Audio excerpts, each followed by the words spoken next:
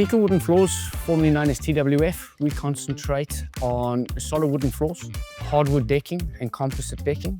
I had left South Africa at a young age, returned to roughly at about 25. My mum at the time was working in the wood industry. We then decided to start TWF. We source our wood from sawmills throughout South Africa. For instance, we've got a white oak coffee table. We've got another white oak rivet epoxy table. We were a company that ran from our personal residence. In July of last year, I had to have brain surgery.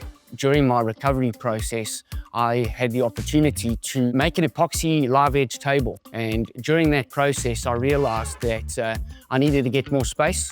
So then I started to source out where I could find properties, and Inospace came up. And then they showed me this place in Eastley in Edenvale, and it was perfect for what we needed. So it's so centralized for us now at the moment. All of our suppliers can easily get to us compared to where we were. Obviously, when we moved in, we needed a few things to be adjusted. We needed a roller door put in. Inospace accommodated with that. We asked if we could do a few things inside.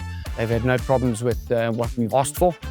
My advice for other entrepreneurs, you've always got to have a high quality of workmanship with no matter what you do, no matter who your customer is.